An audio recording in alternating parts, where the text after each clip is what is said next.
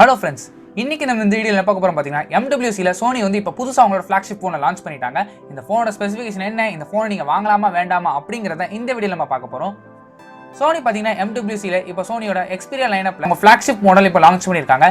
அதாவது XZ4 தான் launch பண்ண நம்ம எல்லாரும் எதிர்பார்த்தோம். ஆனால் அதை நேம் சேஞ்ச் பண்ணி Xperia 1 அப்படிங்கிற லான்ச் பண்ணியிருக்காங்க. ஃபர்ஸ்ட் பார்த்தீங்கன்னா இந்த ஃபோனோட டிஸ்பிளேன்னு சொல்லும்போது இங்கே ஒரு 6.5 இன்ச் பெரிய டிஸ்பிளே கொடுத்துருக்காங்க. அதாவது 21:9 அப்படிங்கிற ஆஸ்பெக்ட் ரேஷியோல கொடுத்துருக்காங்க. 21:9 அப்படிங்கிற ஆஸ்பெக்ட் ரேஷியோ பார்த்தீங்கன்னா சினிமா வைட் அப்படின்னு சொல்லியிருக்காங்க.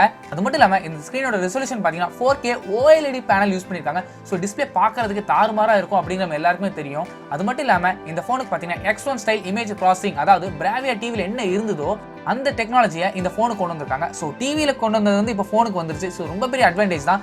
எந்த ஃபோனும் இந்த அளவுக்கு டிஸ்பிளே வந்து அட்வான்டேஜாக கொண்டு வந்ததில்லை. ஆனால் சோனி வந்து அவங்க தான் ஃபர்ஸ்ட் 4K HDR டிஸ்பிளே கொண்டு வந்தாங்க. இப்போ பார்த்தீங்கன்னா OLED டிஸ்பிளே கொண்டு வந்திருக்காங்க. அது மட்டும் இல்லாமல் X1 image style processing use பண்ணியிருக்காங்க. நிறைய பேருக்கு டவுட் வந்திருக்கும், நம்ம 18:9 ஆஸ்பெக்ட் ரேஷியோக்கே நிறைய யூடியூப் வீடியோஸ்லாம் வரது இல்லை அப்படின்னா. ஆனால் இந்த ஃபோனில் பார்த்தீங்கன்னா அமேசான் அப்புறம் நெட்ஃப்ளிக்ஸ் வந்து இப்போ தாராளமாக உங்களுக்கு 21:9 HDR சப்போர்ட்டில் இருக்குன்னு சொல்லியிருக்காங்க. ஸோ அது மட்டும் இல்லாமல் இன்னும் நிறைய கேம்ஸும் சரி, நிறைய அப்ளிகேஷனும் சரி, கண்டென்ட் வந்து ப்ரொவைட் பண்ணிடுவேன்னு சொல்லியிருக்காங்க. ஸோ இது ரொம்ப பெரிய நல்ல விஷயம் தான். கூடவே பார்த்தீங்கன்னா இந்த ஃபோனில் டால்பி அட்மாஸ் கொடுத்துருக்காங்க. இதுதான் ஃபர்ஸ்ட் வந்து டால்பி அட்மாஸ் வந்து சோனி எக்ஸ்பீரியா கொண்டு வருது. இதுக்கு முன்னாடி பார்த்தீங்கன்னா சாம்சங் ஃப்ளாக்ஷிப்ல இருந்து எல்லா ஃப்ளாக்ஷிப்லையும் கொண்டு வந்திருக்காங்க. டால்பி அட்மாஸ் வந்து இப்போ தான் ஃபர்ஸ்ட் வந்து சோனி வந்து கொண்டு வந்திருக்காங்க. கூடவே பார்த்தீங்கன்னா இங்கே ஸ்டீரியோ ஸ்பீக்கர் கொடுத்துருக்காங்க. அதாவது இயர்பீஸில் ஒரு ஸ்பீக்கர், அது மட்டும் இல்லாமல் பாட்டம் ஃபேரி ஸ்பீக்கர் அப்படிங்கிற 2 ஸ்பீக்கர் கொடுத்துருக்காங்க. இது ரொம்ப பெரிய நல்ல விஷயம் தான். நெக்ஸ்ட் பார்த்தீங்கன்னா கேமரான்னு சொல்லும்போது தான் சோனி கிட்ட நிறைய கம்ப்ளைண்ட் பண்ணது இந்த கேமரா மட்டும்தான். சோனியில் வந்து என்ன பிரச்சனைன்னு பார்த்தீங்கன்னா நிறைய பெரிய சென்சார் யூஸ் பண்ணியிருந்தாலும் அவங்க சாஃப்ட்வேர் ப்ராசஸிங் வந்து கோட்டை விட்டுருந்தாங்க. ஸோ இதனாலே பார்த்தீங்கன்னா மற்ற ஃப்ளாக்ஷிப் கூட கம்பேர் பண்ணும்போது சோனியோட கேமராவில் வித் ஸ்டாண்ட் பண்ண முடியலை. ஆனால் இப்போ பார்த்தீங்கன்னா ஒரு ட்ரிபிள் கேமரா செட்டப் கொண்டு வந்திருக்காங்க. இதுதான் சோனியோட first triple camera setup. Dual கேமராவே லாஸ்ட் இயர் தான் லான்ச் பண்ணாங்க. இப்போ ட்ரிபிள் கேமரா செட்டப் வந்திருக்காங்க. ஒரு பெரிய அட்வான்டேஜ் தான். இவங்க 3 கேமரா பார்த்தீங்கன்னா 3 லென்ஸாக கொடுத்துருக்காங்க. பட் மெகா பிக்சல் பார்த்தீங்கன்னா அதே 12 மெகா பிக்சல் தான் கொடுத்துருக்காங்க. மெயின் சென்சார் பார்த்தீங்கன்னா 1/2.6 சென்சார் கொடுத்துருக்காங்க. இதோட அப்பச்சர் பார்த்தீங்கன்னா f1.6 அப்பச்சர் கொடுத்துருக்காங்க.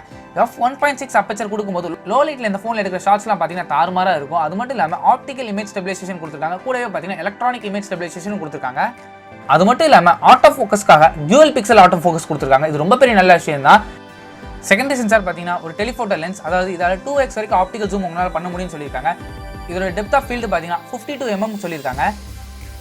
தேர்ட் சென்சார் பார்த்தீங்கன்னா அல்ட்ரா வைட் லென்ஸ் சென்சார் சொல்லியிருக்காங்க. இதோட டெப்த் ஆஃப் ஃபீல்டு பார்த்தீங்கன்னா 16 mm வரைக்கும் உங்களுக்கு டெப்த் ஆஃப் ஃபீல்டு கிடைக்கும்னு சொல்லியிருக்காங்க. 3 லென்ஸும் 3 யூஸ்க்கு யூஸ் பண்ணியிருக்காங்க. இந்த அல்ட்ரா வைட் சென்சாரும் சரி, டெலிஃபோட்டோ லென்ஸோட அப்பச்சர் பார்த்தீங்கன்னா f2.4 அப்படிங்கிற அப்பச்சரில் கொடுத்துருக்காங்க. அது மட்டும் இல்லாமல் இந்த கேமரா புதுசாக என்ன ட்ரை பண்ணிக்கலாம் பார்த்தீங்கன்னா ஐ ஆட்டோ ஃபோக்கஸ் கொடுத்துருக்காங்க. ஐ ஆட்டோ ஃபோக்கஸ் பார்த்தீங்கன்னா சோனியோட DSLR, அதாவது மிரர்லெஸ் கேமரா மட்டும் தான் கொடுத்துட்டு இருந்தாங்க.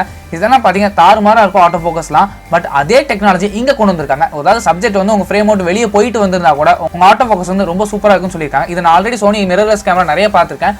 ஸோ அதே டெக்னாலஜியில் கொண்டு வந்திருக்கு, ரொம்ப பெரிய அட்வான்டேஜ். அது மட்டும் இல்லாமல் இந்த கேமராவில் பார்த்தீங்கன்னா சினி அல்ட்ரா கூட கம்பைன் பண்ணி சினிமேட்டிக் லெவலில் வந்து உங்கள் கேமரா ஃபுட்டேஜ் இருக்கணும் அப்படிங்கிறதுக்காக 24 frames per second வந்து ரெக்கார்டிங் பண்ண கொடுத்துருக்காங்க. அது மட்டும் இல்லாமல் கலர் ப்ரொஃபைல்ஸையும் ப்ராஜெக்ட் மேனேஜ்மெண்ட் வந்து நல்லா பண்ண முடியும்னு சொல்லியிருக்காங்க. அதாவது கலர் ப்ரொஃபைல்ஸ் வந்து நீங்கள் ஈஸியாக எடிட் பண்ணிக்கலாம். இங்கே வந்து 8 bitலேருந்து 10 bit வரைக்கும் வீடியோஸ் ரெக்கார்டிங் சப்போர்ட் கொடுத்துருக்காங்க. அது மட்டும் இல்லாமல் ராவோட நாய்ஸ் ரிடக்ஷன் குறைக்கிறதுக்காக ரா ஃபோட்டோவில் உங்களை எடுக்க முடியும்னு சொல்லியிருக்காங்க. கிரியேட்டர் மோட் ஃபார் ஸ்க்ரீன் சொல்லியிருக்காங்க. அதாவது நீங்கள் எடுத்த உடனே உங்களால் உங்கள் ஃபோன்லேயே வந்து கலர் பேலன்ஸ்லாம் பண்ண முடியும்னு சொல்லியிருக்காங்க. கண்டினியூஸாக 10 frames per second உங்களால் எடுக்க முடியும். அதாவது ஒரு செகண்டுக்கு பார்த்தீங்கன்னா 10 ஃபோட்டோ இந்த ஃபோனில் எடுக்க முடியும்.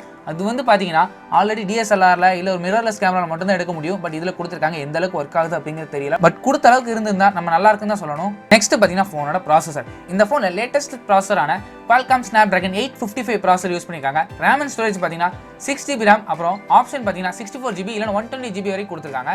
இந்த ஸ்டோரேஜ் நீங்கள் SD கார்டு மூலமாக 512GB வரைக்கும் எக்ஸ்பேண்ட் பண்ணிக்கலாம்னு சொல்லியிருக்காங்க. ஃபோனோட ஃப்ரண்ட் ஃபேசிங் கேமரா பார்த்தீங்கன்னா ஒரு 8 மெகாபிக்சல் கொடுத்துருக்காங்க. நெக்ஸ்ட் பார்த்தீங்கன்னா ஃபோனோட பேட்டரின்னு எடுத்துக்கிட்டீங்கன்னா இங்கே 3300 mAh பேட்டரி கெப்பாசிட்டி கொடுத்துருக்காங்க. அது மட்டும் இல்லாமல் ஓவர் நைட்டில் நீங்கள் சார்ஜ் போடுறதா இருந்தால் ஸ்லோவர் ஓவர் நைட் சார்ஜிங் அப்படிங்கிற ஆப்ஷன் கொடுத்துருக்காங்க. அதாவது நைட்டு நீங்கள் சார்ஜ் போட்டு மார்னிங் எடுக்கும்போது ஸ்லோவாக தான் நைட்டு சார்ஜ் ஆகும். அது மட்டும் இல்லாமல் பேட்டரி லைஃபை இம்ப்ரூவ் பண்ணுறதுக்கு நியூ கேம் என்ஹான்சர் மோட் அப்படிங்கிற மோட் கொடுத்துருக்காங்க. இது வந்து பேட்டரி பெர்ஃபார்மன்ஸ் வந்து பேலன்ஸாக இருக்குன்னு சொல்லியிருக்காங்க. நெக்ஸ்ட் பார்த்தீங்கன்னா ஃபோனோட சாஃப்ட்வேர்னு எடுத்துக்கிட்டிங்கன்னா இங்கே லேட்டஸ்ட் ஸ்டாண்டர்ட் வெர்ஷன் Android 5 தான் ரன் ஆகிட்டு இருக்கு. ஃபைனலாக இந்த ஃபோனோட ப்ரைசிங் பார்த்தீங்கன்னா இன்னும் அஃபிஷியலாக இவங்க லான்ச் பண்ணல. அது மட்டும் இல்லாமல் இந்த ஃபோன் அவைலபிலிட்டி பார்த்தீங்கன்னா லேட் ஸ்ப்ரிங் தான் சொல்லுவாங்க. அதாவது கிட்டத்தட்ட ஜூன் ஜூலையில் தான் இந்த ஃபோன் லான்ச் ஆகும்னே சொல்லியிருக்காங்க. ஸோ அப்போ இந்த ஃபோனோட ப்ரைசிங் வச்சு இந்த ஃபோன் நீங்கள் வாங்கலாமா வேண்டாமா அப்படிங்கிறத சொல்லிக்கலாம். ஸோ அவ்வளோதான் இந்த வீடியோ பிடிச்சிருந்தா லைக் பண்ணுங்கள், கமெண்ட் பண்ணுங்கள், ஷேர் பண்ணுங்கள், மறக்காம சேனல் சப்ஸ்கிரைப் பண்ணுங்கள், கூடவே அந்த பெல் பட்டனையும் அழுத்துங்க. அப்போ தான் நாங்கள் வீடியோ போட்ட உடனே உங்கள் ஃபோன் நோட்டிஃபிகேஷன் வரும். தேங்க்ஸ் ஃபார் வாட்சிங்.